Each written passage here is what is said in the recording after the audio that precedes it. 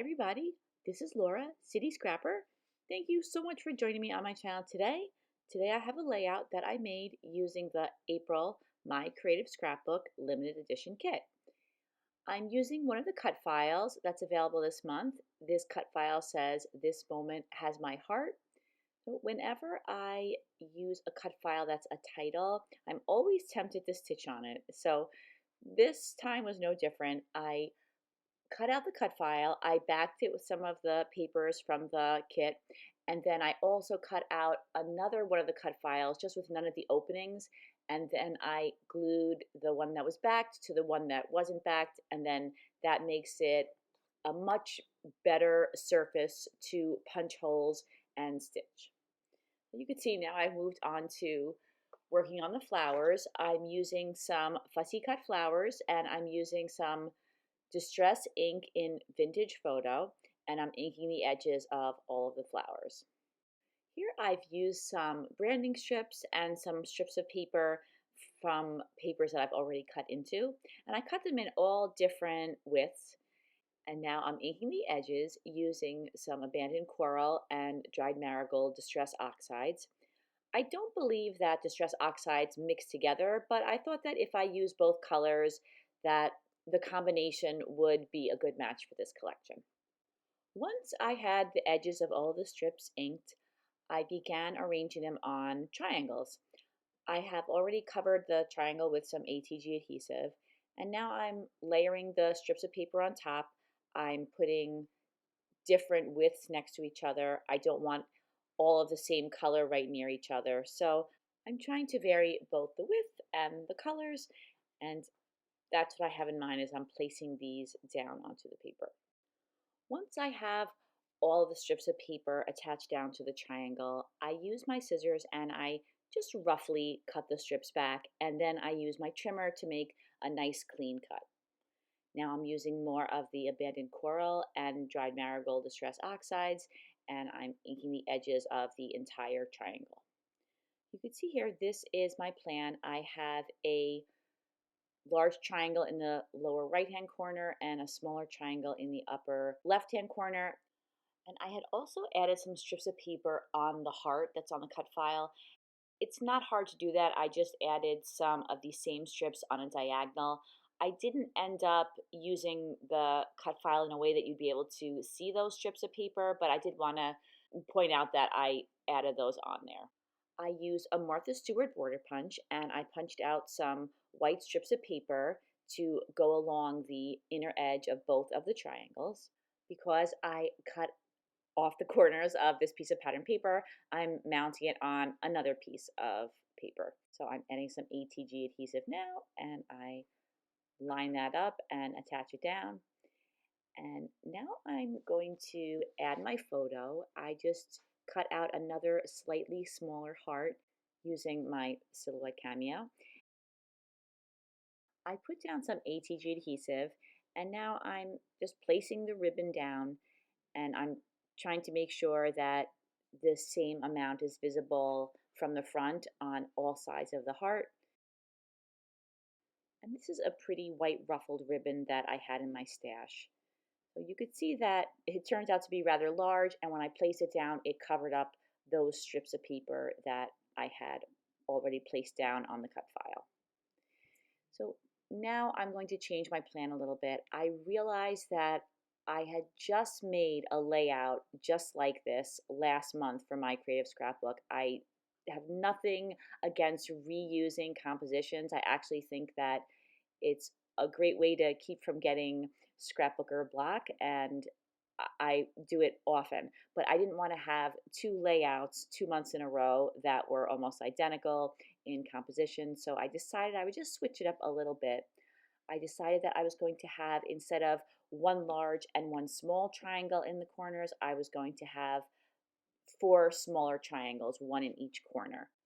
And then I had to pick a new background paper because I had already cut out the triangles in the corner of the other one, but it actually turned out really well because I really like the pattern paper that I ended up using in the background.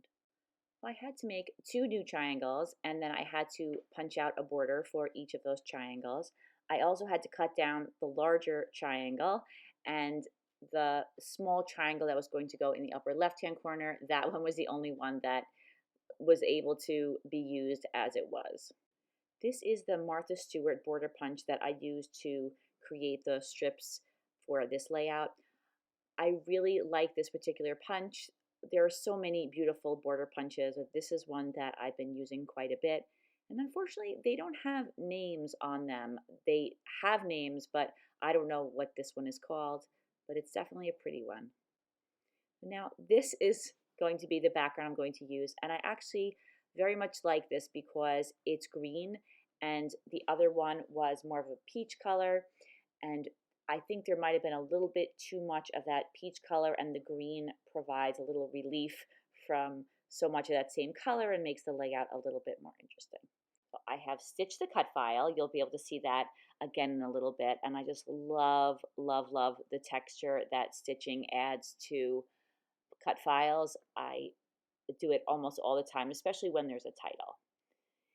I used my Silhouette Cameo and I created a slight offset. It's just a little bit of a border that will go between the white cut file and the background. So I'm using those two colors again, the abandoned coral and the dried marigold. And I just have to cover the corners in these colors, but I ended up just coloring most of this piece of paper with those two colors.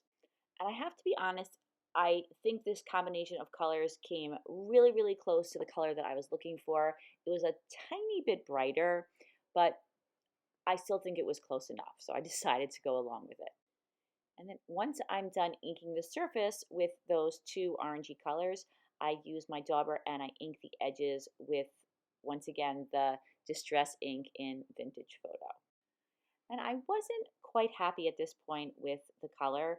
I thought it was a little bit too light.